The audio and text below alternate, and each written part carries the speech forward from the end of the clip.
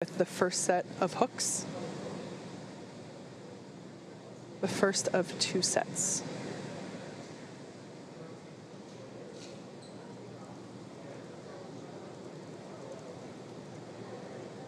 And we just had confirmation that the first set of hooks is closed, so now the second set will begin to close as well.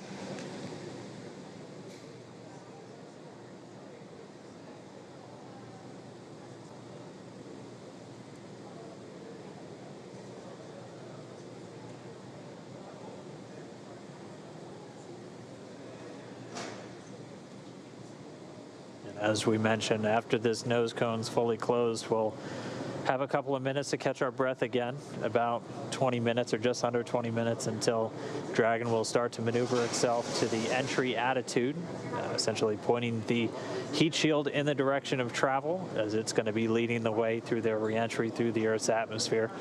We'll look to run into that communications blackout at about 36 minutes after the hour, expecting that to last for about 6 minutes, and then we'll get that back shortly before we deploy the drogue parachutes, followed just less than a minute later by the main parachutes. And by that point, hopefully we should have some views of Dragon re-entering the Earth's atmosphere and parachuting to a splashdown in the Gulf.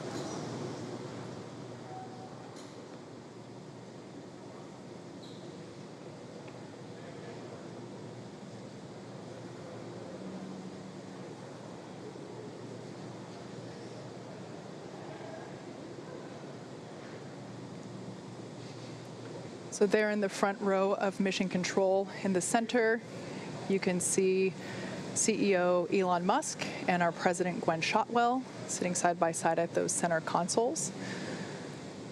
In addition to those two, the room is filled with Dragon operators and mission leaders who are continuing to monitor the health and telemetry of the crew and the capsule. Right now, nose cone closure is underway. The first of 2 sets of hook latching has completed.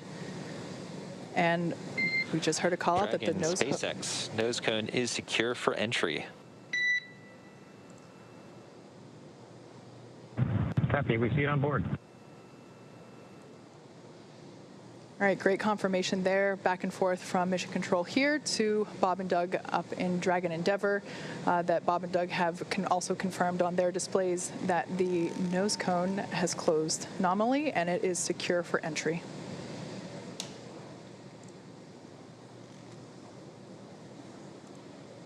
All right, so that nose cone close completion.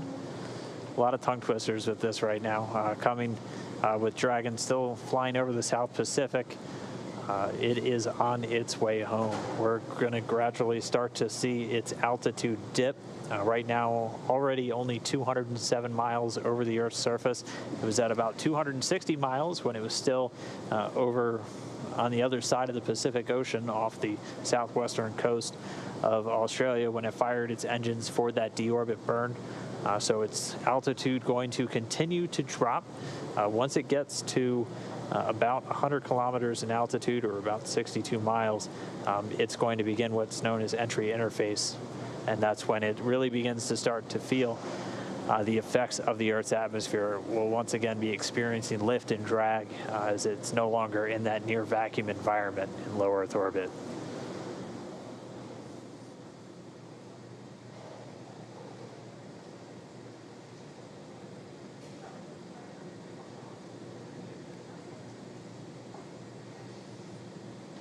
So we're essentially stepping into the second half of entry. Dragon is now beginning to flush nitrox into the cabin and continuing to top it off in Bob and Doug's suits as well. Again, this is cool air essentially flowing through the cabin and the suits. This is what will allow them and the cabin itself to remain comfortable during re-entry while those external temperatures reach 3,500 degrees Fahrenheit. At this point in time, Dragon's orientation is such that the heat shield is pointing forward, if you will, leading the capsule toward the landing site.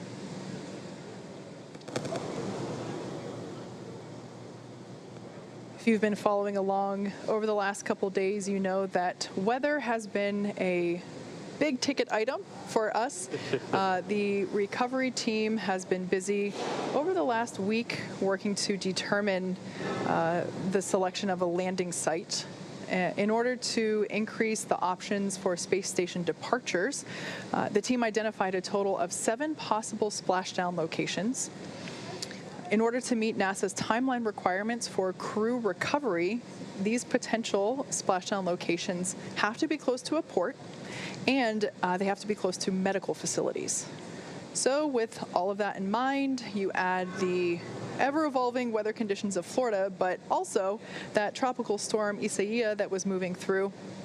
And it's easy to see how determining that landing site is quite a complex process.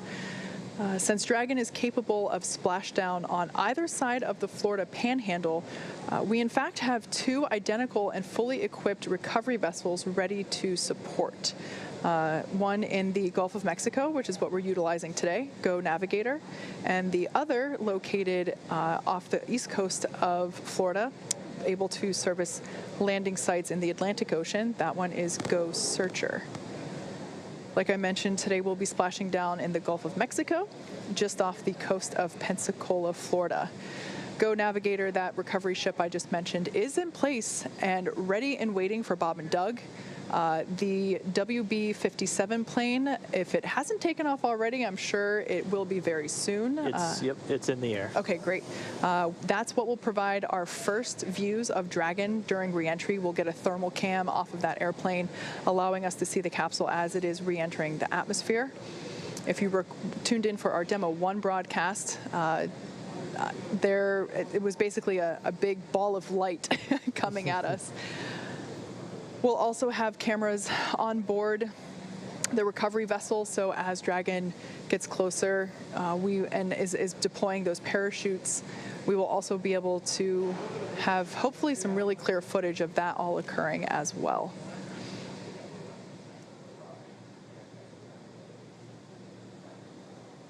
All right, so Dragon's altitude continuing to dip. Right now about 174 miles over planet Earth. We're under 11.5 minutes from where we expect to hit entry interface. So that's where Dragon will really start feeling the effects of being in a denser atmosphere. And then we are still tracking that blackout to come right around that same time. We are under 27 minutes away from splashdown. So we are under 27 minutes away from Bob and Doug being on planet Earth for the first time since May 30th. To kind of put everything in perspective, the Dragon capsule departed from the International Space Station several hours ago, but according to what Dan just said, it's essentially halfway home just based on altitude alone. So the International Space Station is about 250 miles above Earth's surface. I think right now it's between 250 and 300. I think right now it's about 263 miles above Earth's surface. So based on that telemetry that Dan just read off, is from an altitude standpoint, Dragon is halfway home, and yet that second half is going to be covered in the next 27-ish minutes while we wait for splashdown and recovery, versus the several hours that we've been covering since yesterday. Yeah. Yeah, and we will continue to see its speed drop as it's dropping out of orbit. It's starting to hit the atmosphere. It's starting to slow from the effects of that friction, generating the heat on the heat shield and building up the plasma eventually around the spacecraft. Its speed's going to continue to drop. It's already below 17,000 miles an hour, and it'll drop to essentially a terminal velocity of about 350 miles an hour right as those drogue chutes deploy. And those are going to pop out when sensors on the Dragon spacecraft, both GPS and pressure sensors, tell the spacecraft it's at the right altitude, and then those will automatically deploy. Those drogues coming out of the top section of the spacecraft using 2 mortars, or pyrotechnics essentially, to deploy those to do the initial slowing and stabilizing of the Dragon capsule. Yeah, then after that, the main parachutes will pop out and further decelerate it to about 119 miles per hour. and then that will continue to decelerate. And by the time that the capsule is splashing down in the Gulf of Mexico, it's only going 15, 16 miles per hour. So significant reduction in speed there over just the course of a couple minutes. That, of course, is a pretty comfortable speed. The way that the astronauts have described it previously with other types of missions also landing down, doing land landings at about the same rate. They said it feels like you're in a minor fender bender. Yeah, you're definitely running into something. You'll feel it, but they do a lot of work with the seats and the restraints with these crew members just to make sure, while it may be a fender bender, you got more than a seat belt essentially holding you in. So they're very secure in their suits and in their seats, and they're going to stay in there even after Dragon touches down. We'll still have communication with Dragon. Once they're in the water, it'll stay powered on. Probably most importantly, the air conditioner will continue to work while they're in the capsule in the now Gulf of Mexico, and much warmer temperatures than they've seen for the last couple of months. And we'll still be able to talk to them from here in Hawthorne, and the recovery teams will be able to as well. Yeah. One of the things we might see them do, depending on sea states and everything after they touch down and the crew themselves, they'll still have a couple of demonstration tasks potentially to carry out. They have a satellite phone inside of the capsule that has its own satellite antenna integrated into Dragon, and they're able to use that independent of Dragon's communication system. So one thing we might hear them do is do a test call on that to the teams here in Hawthorne. We wouldn't be able to hear the call, but you would hear the go to do it over the Dragon to ground audio that we've been listening to this entire time. So still have a couple of demonstration steps, essentially, as, again, this is a test flight. This is the flight to really prove out Dragon systems, to bring crew members from Kennedy Space Center to the space station and return them safely to Earth. And so far, we have had a flawless ride downhill. We've completed the deorbit burn. Dragon is continuing to drop down. It's right now at about 132 miles over the Pacific Ocean. Pretty soon we're going to see its ground track cross over Central America, out over the Gulf, culminating in that splashdown in the Gulf just off the coast of Pensacola.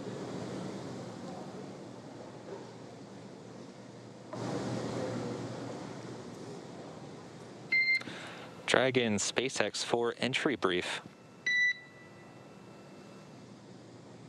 Go ahead.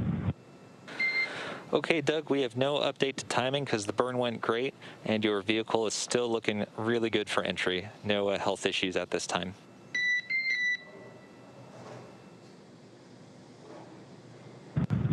Okay, Dragon copies. Thank you. In addition, the recovery team is go, and the weather is still great. Winds are about 2 knots and waves about 1 foot. From the ship, they're reporting very calm. How copy? Copy. Good weather at the landing area. Thank you. Okay, and last piece is that we do expect some additional RADICOM during entry prep 2 due to vehicle attitude. So if you can get us your entry check report a little bit prior to entry prep 2, we'd appreciate it. Copy. We'll go. Okay, thanks, Doug. So there we just had a bit of a briefing between Mission Control and Bob and Doug up in Crew Endeavor, just confirming with them that the deorbit burn was great and that the timing on their pads doesn't need to be updated.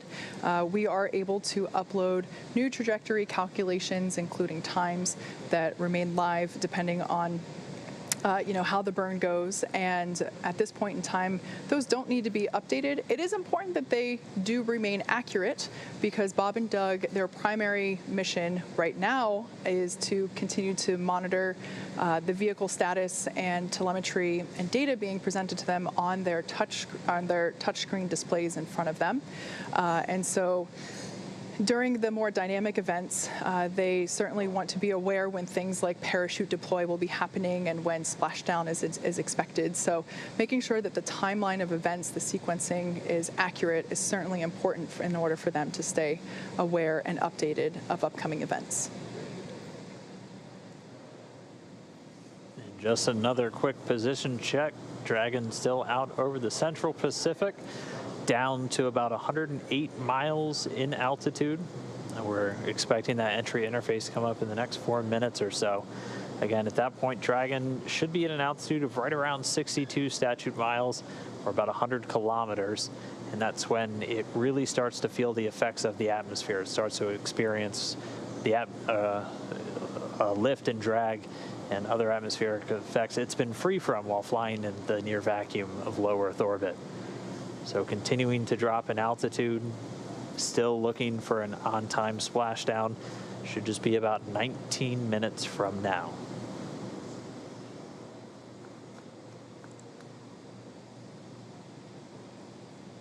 And just a reminder, we do have that blackout period coming. So as they continue to dip in the Earth's atmosphere and get lower and lower, the atmosphere gets thicker and thicker and is going to generate more and more heat, eventually heating up the outside of Dragon to 3,500 degrees Fahrenheit. And as it hits that peak heating, it'll also be forming a plasma around the spacecraft. So we do expect to lose comm for about 6 minutes. SpaceX Dragon crew entry preps are complete. SpaceX copies. Entry prep complete. Thank you. The call from spacecraft commander Doug Hurley, entry preps are complete. So they are on board, they are monitoring, they are ready to come home. Yeah, and as of right now, entry prep should have also included final configuration of their flight suits. So we had a question from our social media earlier if the visors will be up or down. Those visors should be down at this point as part of that entry prep check.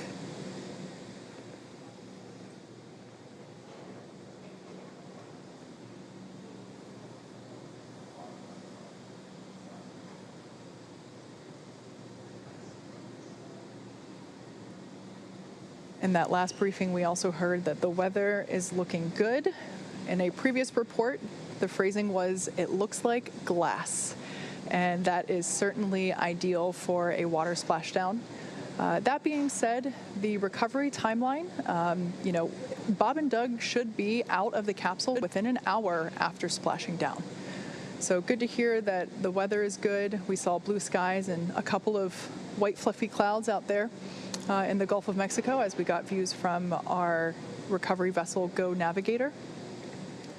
But glad to hear that conditions are sustaining and that winds also are looking really good, around 2.5 miles per hour. So hardly anything at all. Really couldn't ask for better conditions for a splashdown day. We kind of threaded the needle once again, almost like we did on launch with the weather today. Your upper limits for wind were about 10 miles an hour, so we're well below that threshold for a splashdown today. The Dragon coming up on 82 miles in altitude, continuing to dip down. We're expecting that entry interface to start pretty soon, where the vehicle itself is really going to start heating up. It's going to continue to use its Draco thrusters to maintain its attitude as it continues through the Earth's atmosphere, and we'll have that comm blackout coming up in just a couple of minutes as well.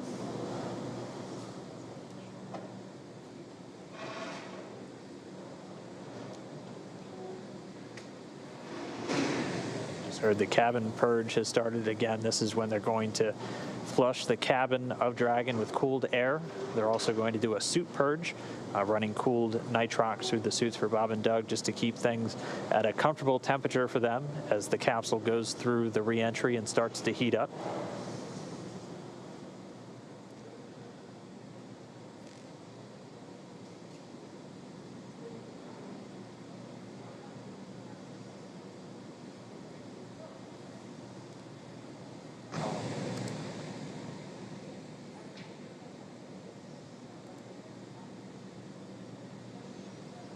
So like we said, we are anticipating a brief blackout period where we're unable to communicate with the capsule. We're expecting that to start in exactly 3 minutes. That will last for 6 minutes total, and during that time we will be unable to command the vehicle or receive telemetry. That being said, Dragon is designed to be fully autonomous, so it's driving itself anyway. So Bob and Doug will stay fastened in their seats. Like I said, that anticipated loss of signal, or as you'll hear it called LOS, is anticipated to last for just 6 minutes. During that blackout period, the capsule will encounter what's known as entry interface. This is when the capsule is now really in the Earth's atmosphere and beginning to be subject to aerodynamic forces. This is also when a lot of that friction will begin to build up and raise the external temperatures. Dragon SpaceX, we show 2 minutes until predicted calm blackout. We will see you on the other side at 1842.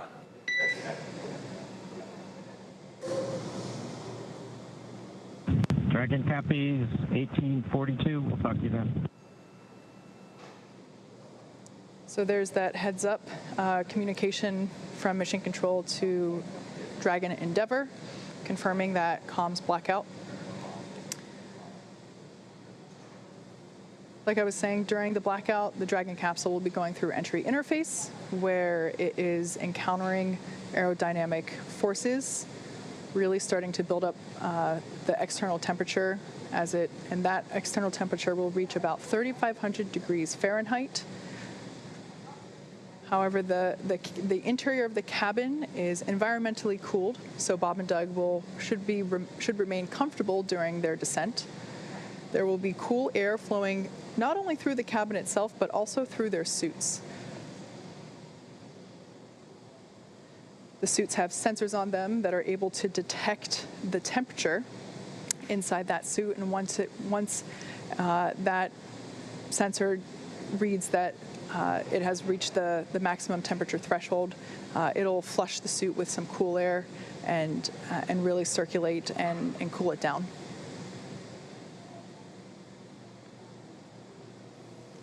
All right, well, we are right around that estimated blackout time.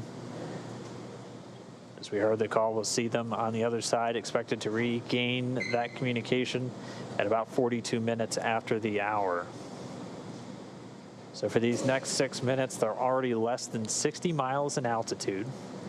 And this is when the capsule is really heating up during that reentry, reaching temperatures of around 3,500 degrees Fahrenheit, as again, you're essentially hitting the atmosphere at more than 17,000 miles an hour, and the friction building up that plasma around the spacecraft. And that's what's going to prevent us from talking to Bob and Doug or getting data back from the spacecraft for the next 6 minutes.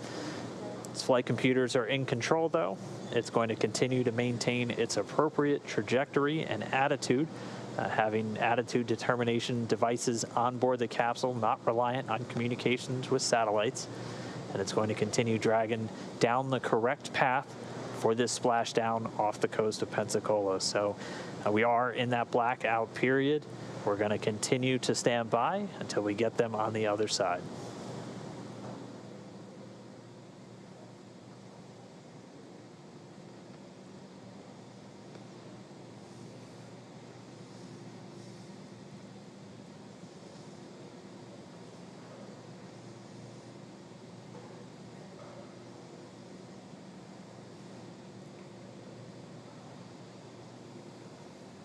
All right, and just about 2 minutes after we get acquisition of signal, AOS, back with Dragon, we're going to be looking for those parachutes, and we should hopefully be getting some views from a couple of our assets out at the landing zone, including our WB-57 high-altitude research plane, which is going to be relying on Dragon's telemetry to actually lock onto it in the sky and give us an infrared view of the capsule during the final stages of reentry.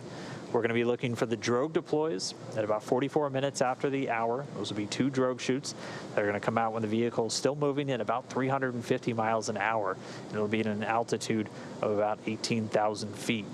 They'll come out and do some initial slowing and stabilization of the spacecraft, and then less than a minute later, they'll detach, and the 4 main parachutes will deploy. You'll see them come out and look kind of closed up initially, and then they'll do what's known as reefing, opening up in really 2 different stages just to minimize the immediate loads on the parachutes themselves.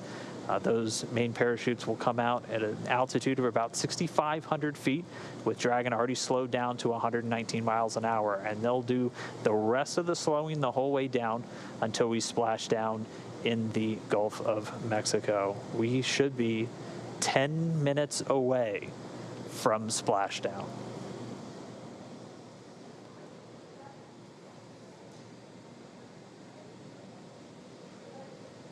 So right now we're getting our cameras on the WB-57 airplane, which is in the area, getting those cameras ready to give us our first glimpse.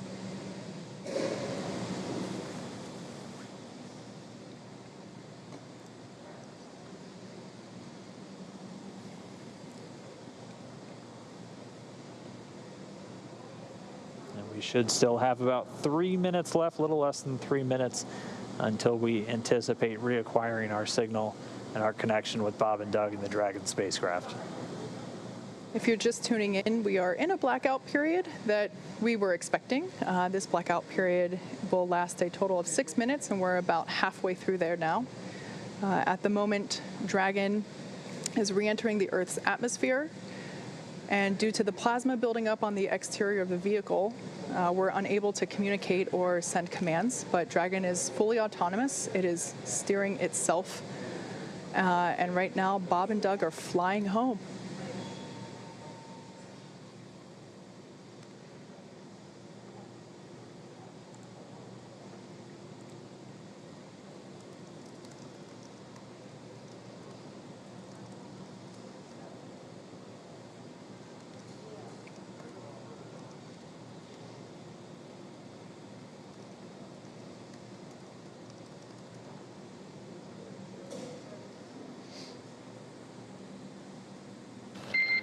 Dragon SpaceX comm check.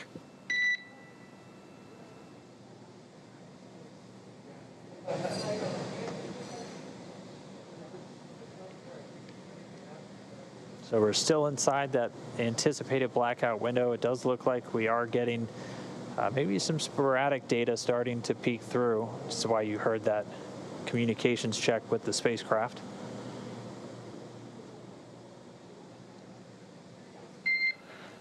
Dragon SpaceX comm check. Denver has you loud and clear. We're about 3.9 Gs. Copy. We've got you 5x5 as well, Doug. Looking good, and you can expect an automated chute deployment. Copy. It'll choose the flight. All right, really good news there. We have come out of the blackout period, and we have reestablished connection with Dragon Endeavour, with NASA astronauts Bob Behnken and Doug Hurley on board.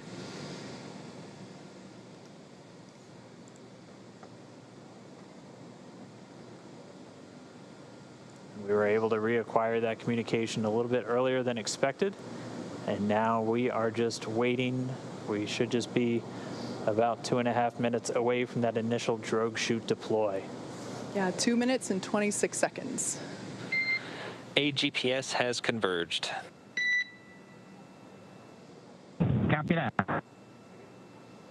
You may have heard earlier that Bob and Doug are currently experiencing 3.5 Gs. Not too bad. That's about what they pulled during the ascent phase. Just like a mild roller coaster.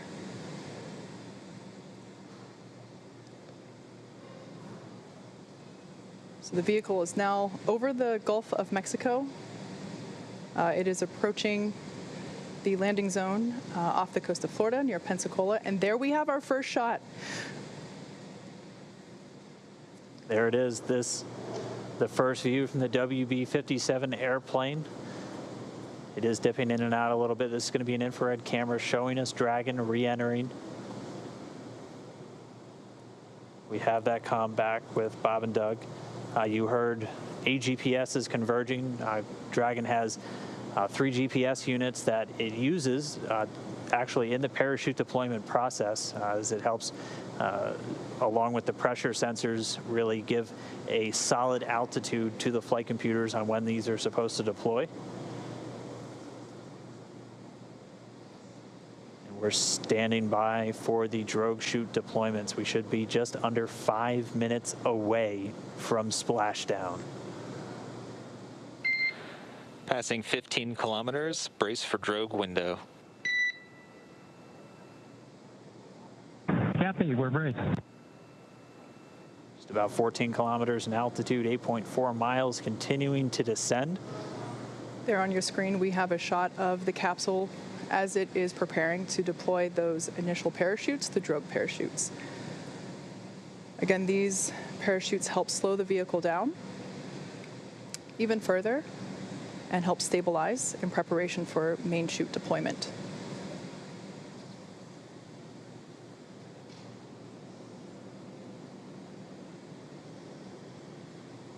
Right about now, the capsule is going about 400 miles per hour, decelerating quickly.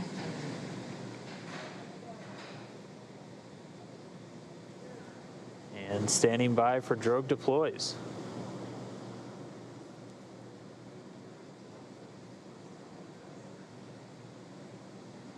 Visual, 2 drogues out. There on your screen, we have visual confirmation of those 2 drogue deployments. Copy, 2 drogue. All right, so 2 of 2, the drogues now out. They're going to do their slowing and stabilizing of the Dragon spacecraft. They should be detaching in just a few moments, and then we'll see 4 parachutes, the main parachutes, deployed. Dragon under drogues. Drogue descent rate nominal.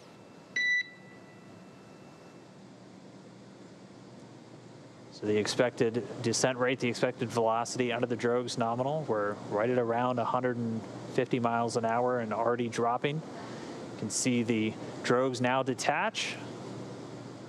And there we have confirmation of deployment of the 4 main parachutes. We are visual on 4 chutes out. We are visual. 4 main parachutes Copy, deployed. 4 main.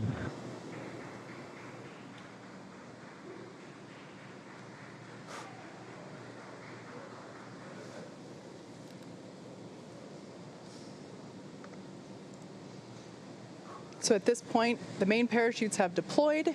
They are inflating, as you can see there on your screen, continuing to slow Dragon down significantly. We are anticipating splashdown in just under 2 minutes and 30 seconds. Yeah, we've already slowed the vehicle down to about 16 miles an hour. It's already less than 1 kilometer in altitude.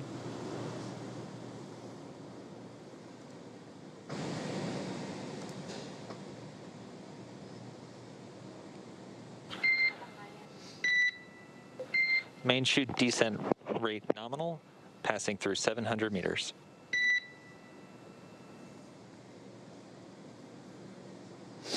So at this point, Dragon has saved all propulsion systems on 600 board. meters. 600 meters. And we're 600 meters above the Gulf of Mexico. Should be approximately 1:30 from splashdown.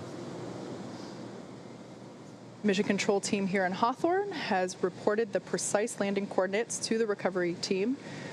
They are standing by, ready to go get our space dads. 100 meters.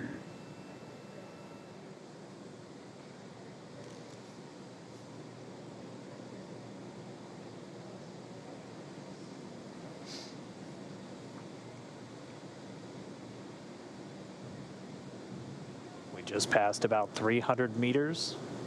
1 minute till splashdown.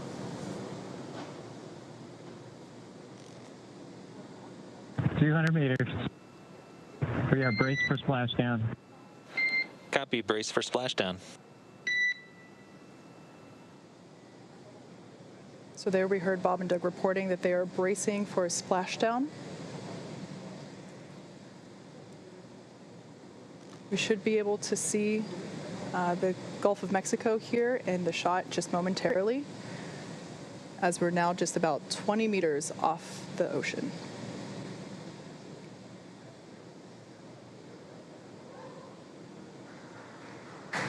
Splashdown. As you can see on your screen, we have visual confirmation for splashdown.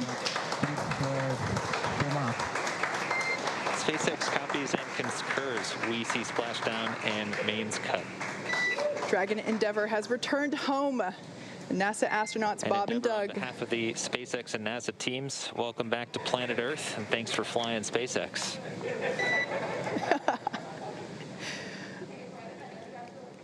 It was truly our honor and privilege to fly in flight of the Crew Dragon and Endeavour. Congrats, everybody at SpaceX.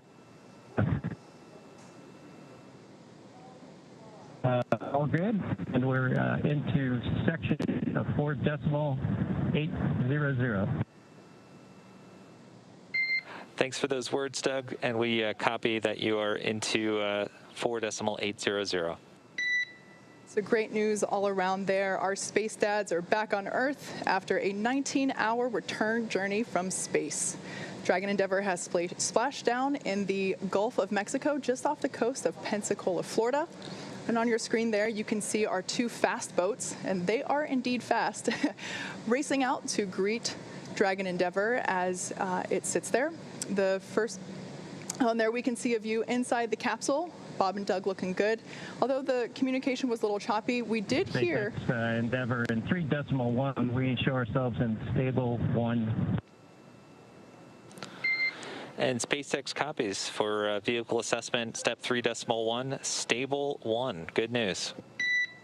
Stable 1, essentially. They're upright in the water. Stable 2, also another potential where it could be on its side or even upside down, but Dragon does have a water ballast system to keep it upright, where it's able to essentially pump seawater into bladders in the service section of the capsule.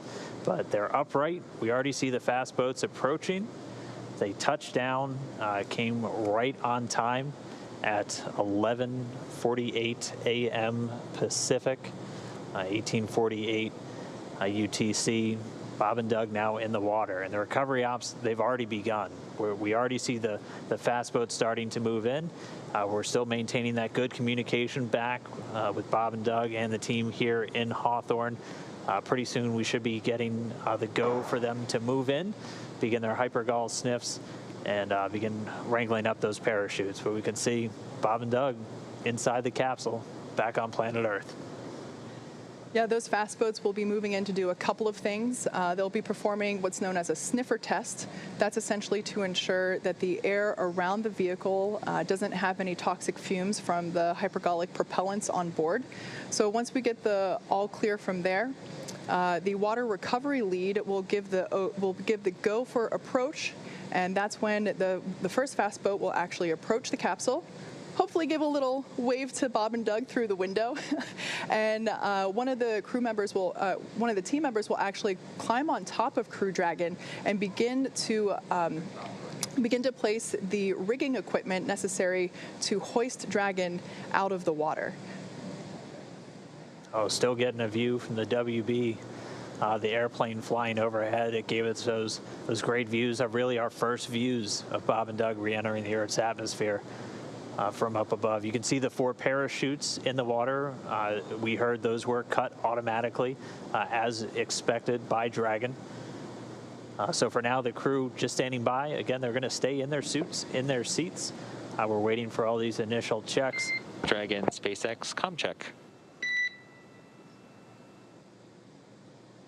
Loud and clear, hello? Loud and clear as well. Just wanted to verify a quick comm reconfiguration. Thank you.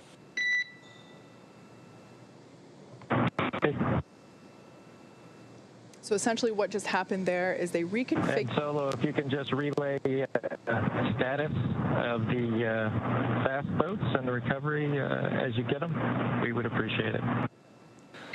You bet. Absolutely, Doug. Wilco. So what just happened there, you heard comms reconfiguration. That's essentially looping Bob and Doug's communication into the into the recovery team, so that they can hear feedback from Bob and Doug directly as well. Now, we talked a little bit about SpaceX Endeavour. You can let Ben and James know we're doing pretty good so far. Okay, we'll let the flight docs know that you're feeling good so far. Thanks for that update. Really good news there to hear that they're feeling good, and they can let the flight surgeons know that all is well inside Dragon Endeavour. All right, and it sounds like we do have one of our folks that's on location there with the recovery forces, NASA's Brandy Dean. She's joining us by satellite phone. Brandy, if you can hear me, I mean, what is it like right there in the water? What was it like to watch Dragon? We're watch them splash down for the test objective.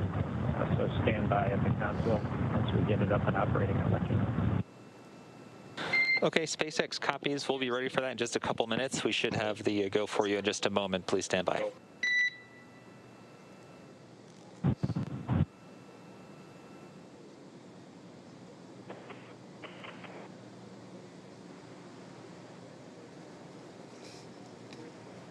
I can hear you, but they're good.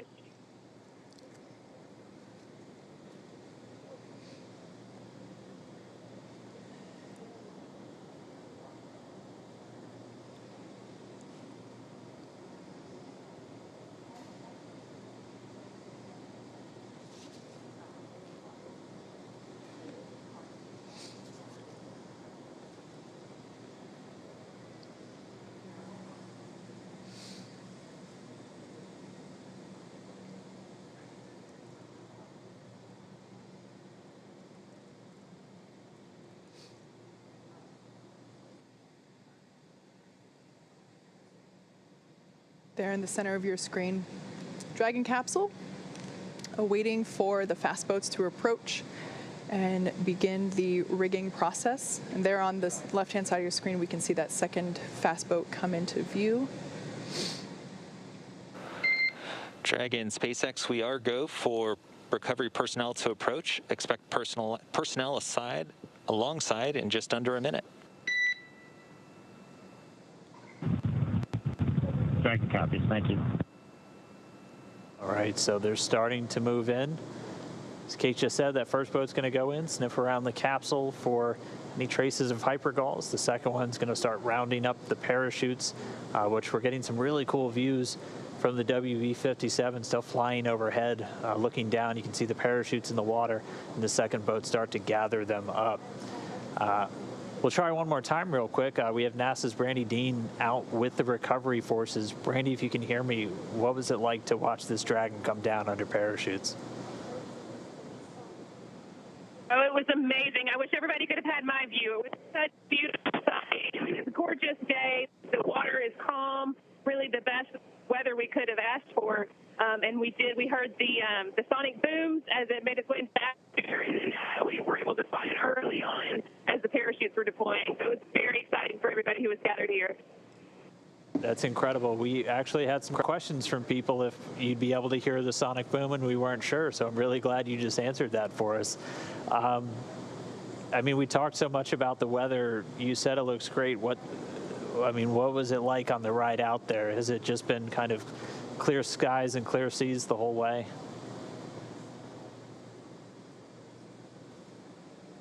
I'm not sure if you can hear me right now, but I think you're asking about the weather, whether it was clear skies. There are just a kind of a circle of clouds along the horizon, very low, but we were able to see the parachute far above the clouds and follow it all the way until it splashed down.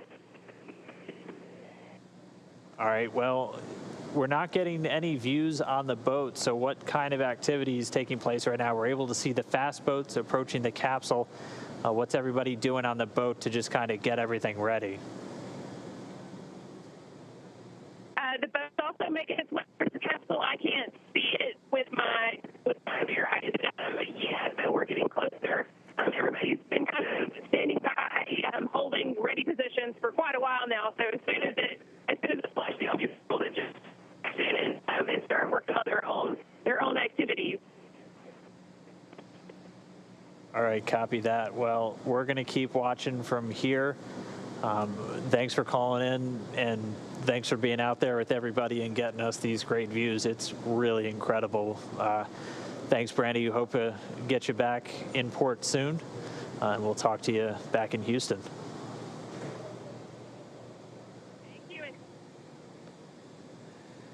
So there on your screen, camera view change. That is a view coming to us from Go Navigator, the recovery vessel. The two fast boats are out there getting ready to install the rigging equipment required to hoist Dragon out of the water. The other fast boat is actually collecting the parachutes from the water. We definitely want to bring those back on board with us. But shortly here, we should actually see one of the team members crawl up onto the side of the capsule in order to install the rigging, like I mentioned. That particular team member is highly experienced and highly trained. As you can imagine, climbing on top of an oddly shaped thing in the ocean could be a little tricky. So this person has undergone hours and hours of training and certification in order to perform this very important task. There on the right-hand side of your screen, we see the second fast boat approaching. Of course, both of these boats needed to wait for their cue from the water recovery lead in order to approach Dragon after splashdown. Again, that was just to make sure that there weren't any toxic vapors in the air. And now that they got the all clear, we do see them beginning to work on and around the Dragon capsule. So even though the camera's a little shaky, that water looks super, super duper smooth, almost like glass, which is certainly ideal for a water recovery like today. Yeah, got to remember that this is a view from the main recovery vessel, which was still a few miles away from the splashdown Dragon point. SpaceX. We have hypergol sweeps and unfired ordnance checks nominal. Rigger is on board the vehicle. About 5 minutes until capsule lift. Copy that. Yep, we see them walking outside, and good news. All right, confirmation there that all of those hypergolic vapor tests came out negative, which is a positive thing. So the team was able to approach, and now the crew member that is installing the rigging is on top of the capsule. It's difficult to see there because the slower vessel, the primary recovery ship, is a little further away. But as we heard, it's just a mere 2.5 minutes until they will be hoisted out of the water. I'm sorry, 25 minutes, not 2.5. I misheard that. Yeah, they're fast, but they're not that fast. We also have been hearing that the secondary boat, which its primary mission in this case is securing those parachutes, they've already got buoys attached to both drogues and 2 of the 4 mains, and already had eyes on the other 2, so they're moving through that work pretty quickly. Again, their primary responsibility getting those parachutes together. The drogues detaching from the spacecraft right before the deployment of the mains automatically detaching immediately as Dragon detected splashdown. All of that happening right per the timeline. Yeah, we've talked a little bit about the hardwired buttons that Bob and Doug have on their seats and in their control displays, and cutting the main chutes is one of those buttons. In the event that they weren't automatically cut after splashdown, Bob and Doug would have had the ability to do so. If the winds were stronger and they caught the parachutes, it could certainly create a condition where the capsule could be moved unintentionally by those dragging parachutes. So we definitely want to avoid that. So that's one of the few buttons that are hardwired into the cabin for the crew.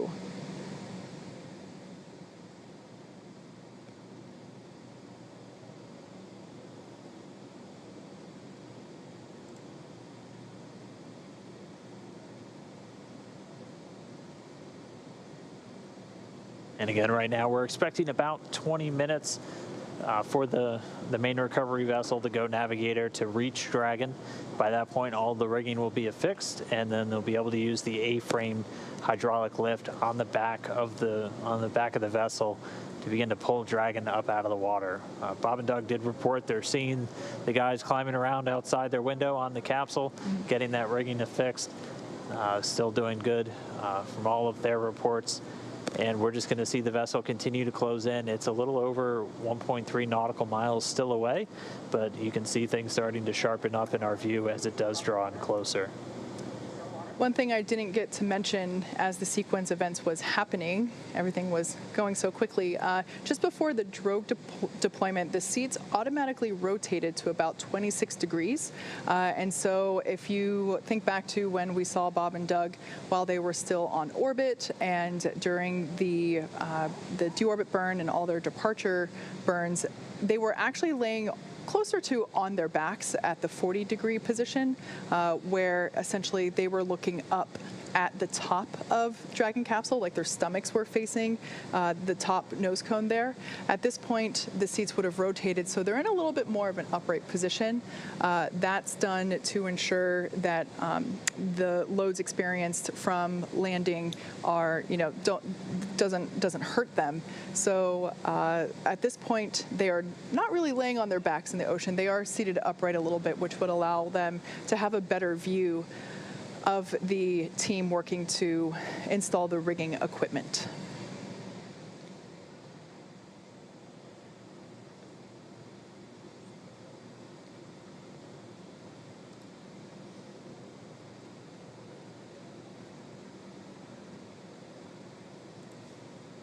So at this point, we're at about 22 minutes until Dragon will be lifted onto the recovery vessel.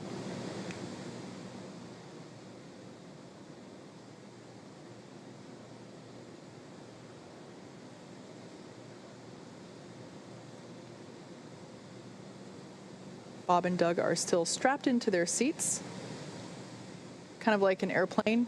They say, do not unbuckle your seatbelt until the captain determines that it's safe to do so. They will remain in their seats throughout the entire recovery process, essentially until it's time to get them out.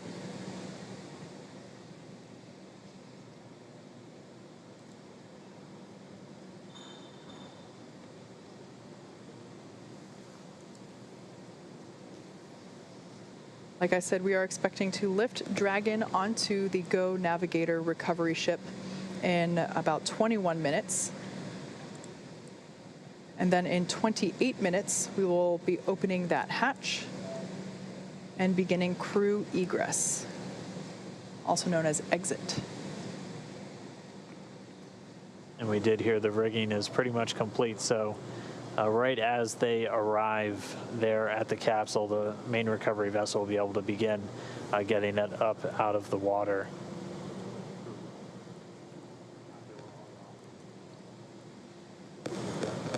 So now as the recovery vessel Go Navigator is getting closer to Dragon's position there off the coast of Pensacola, Florida, we're able to see the capsule in a little bit more detail. It is certainly no longer a bright shade of white. Like we said, those external temperatures were reaching up to 3,500 degrees Fahrenheit. So the thermal protection systems enable Dragon to return while keeping the internal temperature rather temperate. And you are seeing a few more boats than expected. The team's currently working with a few private vessels in the area, making sure that they get out of there.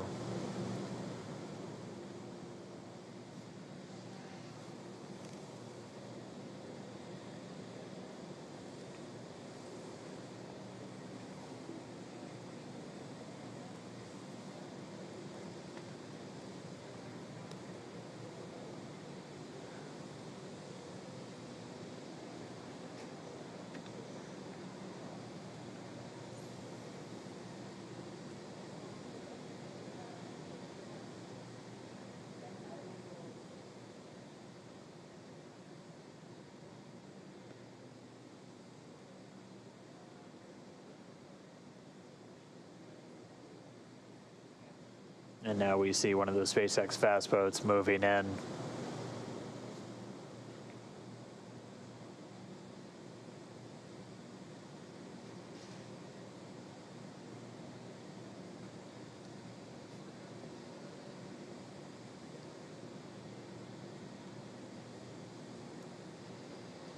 So we are being advised that the recovery team is radioing out to the vessels in the water near Crew Dragon to vacate the area so that we're able to extract Bob and Doug safely.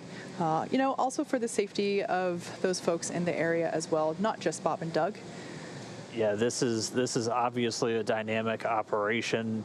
One of the first things we do is make sure there aren't essentially poisonous fumes around the capsule, so something like this just really can endanger the whole thing, endanger the crew members and endanger themselves. So the SpaceX team is moving in to try and get them away so they can safely recover the Dragon capsule and get Bob and Doug on deck and safely inside their medical quarters. So we can see them, they're getting a lot closer.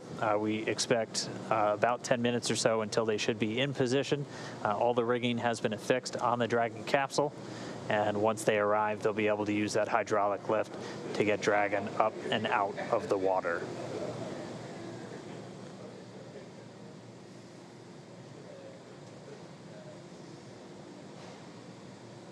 So the recovery vessel Go Navigator is getting closer and closer to Dragon Endeavour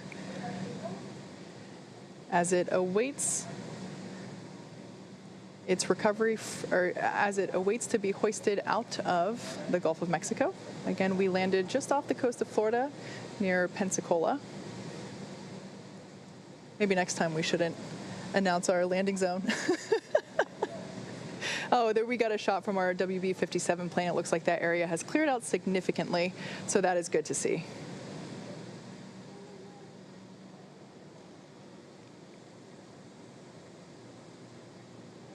And we're also hearing that all of the parachutes have buoys on them, so also good news as the recovery process continues for SpaceX Demo 2.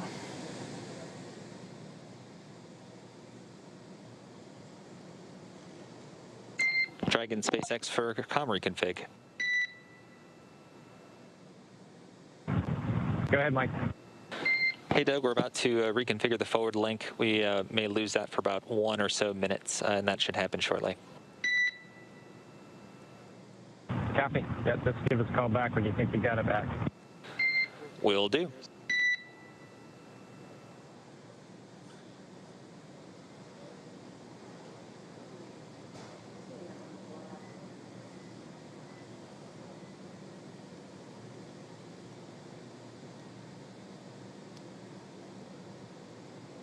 So as the main vessel gets closer, it's going to back up and get its hydraulic lift set up right next to the Dragon capsule, still in the water. Bob and Doug still inside, just waiting for that recovery. We should start the hoisting operations in the next 10 to 15 minutes. And then it'll be a pretty quick lift up out of the water using that hydraulic lift into the Dragon nest on the deck of the boat, or the ship rather. And then they'll move it underneath the helipad into essentially the crew recovery area, where they'll have a platform right up to the hatch. They'll be able to open up the hatch. SpaceX medical doctor will be the first one through the door, able to do a quick check-in with Bob and Doug on their status, and then he and the other medical doctors, flight surgeons, and trained technicians will begin to help them out of the capsule. Yeah, earlier, just after splashdown, we did hear Bob and Doug report that they were feeling good after reentry, so that was relayed to the flight surgeon, and good news to hear. Again, this is a view coming from the WB-57 plane as it is circling the area, and we can see Dragon awaiting to be pulled out of the water. Again, we are anticipating that lift to begin in just under 15 minutes. We're approaching 14 minutes here. And then in 21 minutes, we will have an open hatch. And you can see the main recovery vessel in the top right there. That's the helipad with the big SpaceX X on top. It's now backing up towards the capsule. Certainly not to be confused with one of our landing drone ships.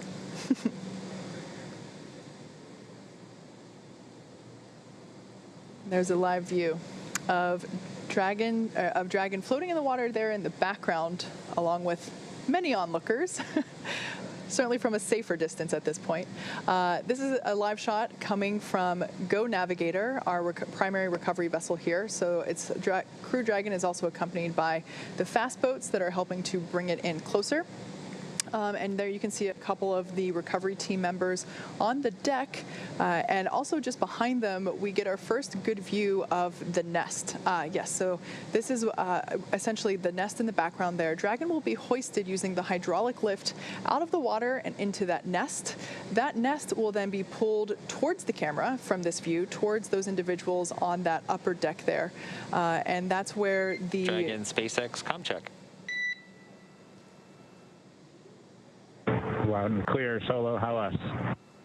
Loud and clear as well, and from the video, it looks like the boat is about one length away, about 5 to 10 meters, backing up to you. Copy that. Thanks for the update.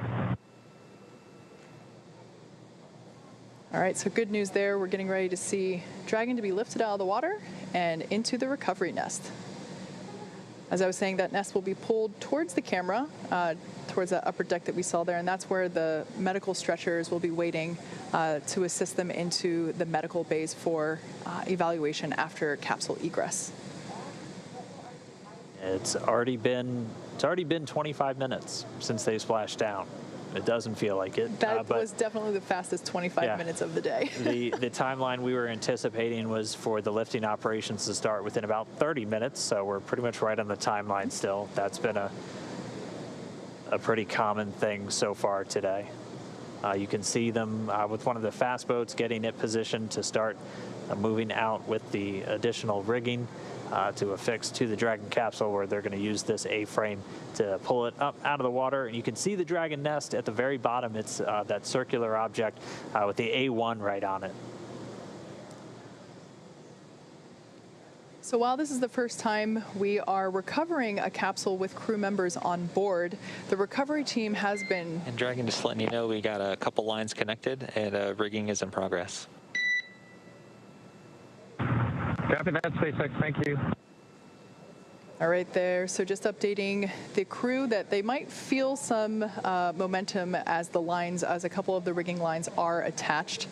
There we can actually, there's our first good shot of the individual who is placing that rigging equipment. Again, that's someone that's highly specialized and very well trained for these operations. As I was saying, the recovery team has rehearsed and practiced this with Bob and Doug themselves, actually, in a test capsule, practicing the egress as well as they have practiced the recovery process many times. And actually, through those practice runs, they have effectively cut the recovery period in half from the initial Demo 1 mission. So it's really nice to see that the process itself, after being rehearsed and carefully choreographed, is going super efficiently. Again, safety is the #1 priority, so making sure that only personnel involved in active recovery operations are present on the deck. You may have heard us mention before that there are about 40 people on board today, but we certainly don't want anyone in danger or to fall overboard. That guy intentionally jumped. Speaking of falling overboard. We're ready. Thank you. All right, so the crew was just told in the next 30 seconds, they have the lines affixed, so they're going to start lifting the capsule up out of the water. And at this point, the communication we're getting with Dragon is actually being routed through the boat itself at this point. So there we can see the lift. Dragon is out of the water. Yeah, so now now that A-frame is going to start swinging it back. And it's bound right for that nest at the bottom of your screen.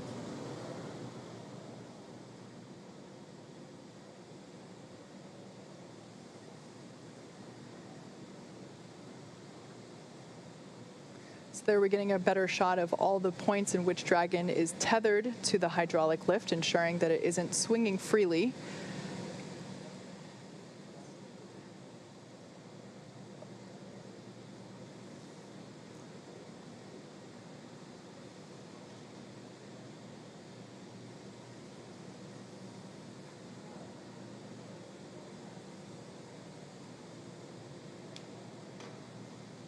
And there we can see Dragon Endeavour being carefully set down into the recovery nest on top of Go Navigator.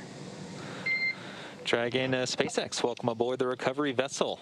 Recovery personnel are completing final checks and preparing to translate you to the egress platform. Be happy. Thank you. So for the first time in 2 months, NASA astronauts Bob Behnken and Doug Hurley are on some sort of ground. I guess we can't call it solid ground because it is a ship. However, it is the first time that they are not in space, on a rocket, or bobbing in the ocean. Yeah, so now that they're in the nest, they're going to start translating it forward. And Dragon's going to move into essentially the hangar section underneath that helipad and then up to that recovery platform that we saw a little bit earlier. At that point, the spacecraft technicians will work to open up the hatch. As we said previously, it's a manual process with a couple of different attachments you have to engage before the hatch itself can be opened. They'll get it opened, and then SpaceX's Neil Menon will be the first one through the hatchway to check in on Bob and Doug, get their initial health assessment, see if they're ready to move, and then we'll start assisting them out of the capsule and into that medical facility on the boat.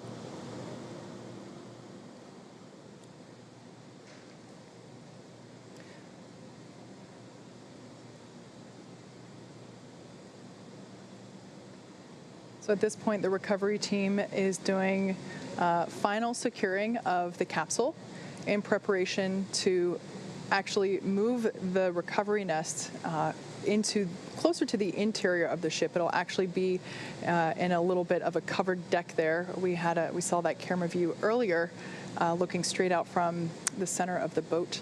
So once Dragon is secured in the nest will be translated then forward and closer to the recovery, closer to the position in which we're able to actually open the hatch. So while Dragon is on board safely, we're not able to do that just yet. Yeah, they're working to detach some of those lines that were used to hoist it using the A-frame, and we heard that they should be done with that in just a moment, and then we'll start that translation.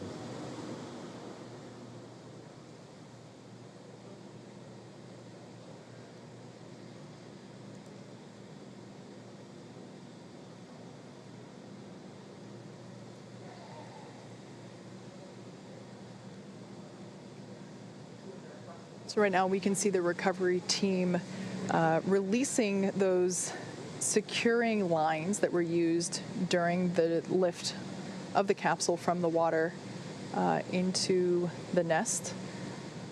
So they are releasing those securing lines from the sides, making sure it is secure from the bottom.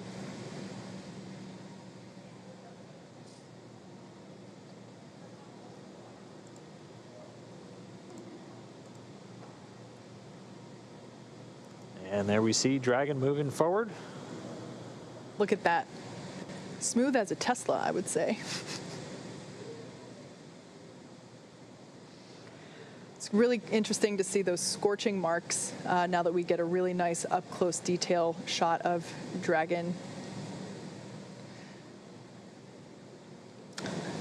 Standing by for the go for side hatch open. That rounded square there in the center of the capsule is that side hatch, and on either side are those oval windows. Dragon SpaceX, stand by for side hatch opening and egress. Happy, we're ready. All right, crew got the call. We are go for hatch open.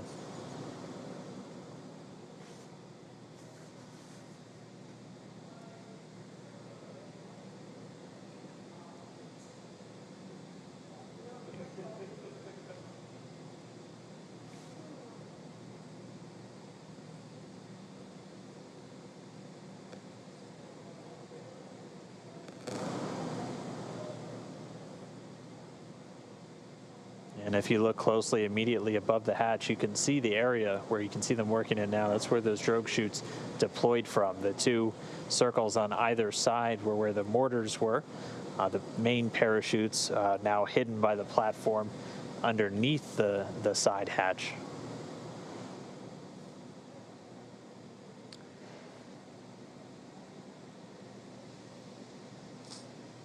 So the crew is in the process of removing the side hatch. We can see that Go Navigator is in transit. It is making its way back to the Pensacola Naval Air Station. However, Bob and Doug will get a ride from the recovery vessel via helicopter.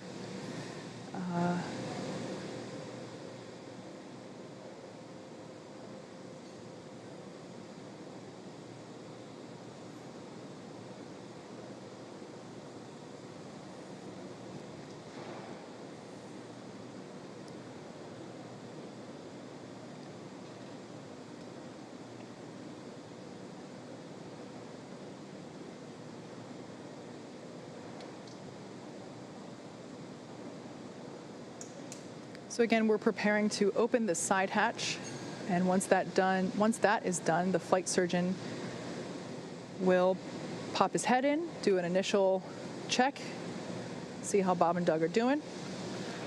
And Dragon SpaceX, we've got a slight delay due to some potential NDO hits near the side hatch. Copy, Mike. We're standing by.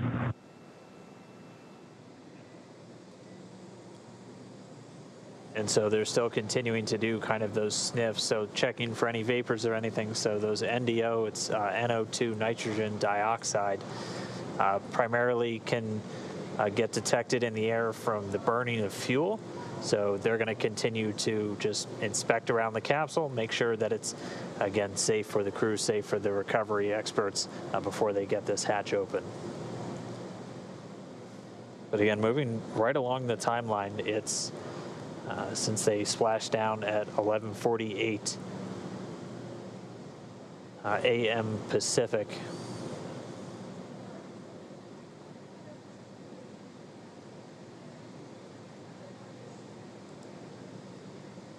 And so again, they're just pausing the operations for a moment, doing some additional air sampling around the prop system. We still have telemetry being fed from the vehicle, so flight controllers here in Hawthorne able to monitor prop tanks, propulsion tank pressures, and not seeing any issues with those at the moment.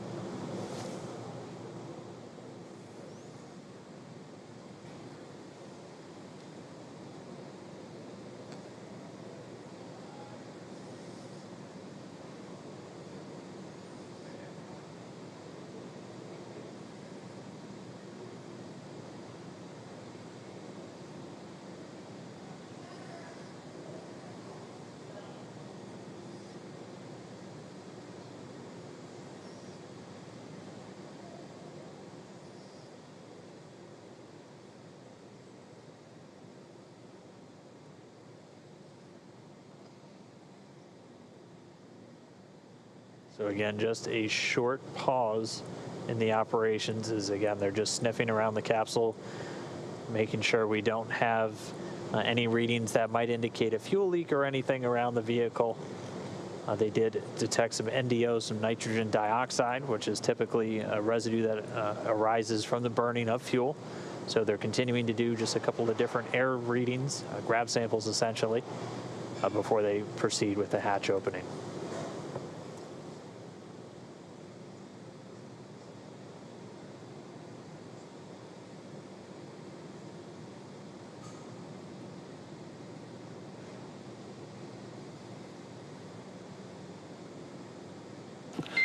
And Dragon SpaceX update, we're still investigating. Looks like we'll be setting up a service section purge. We're working on an ETA for you. Copy.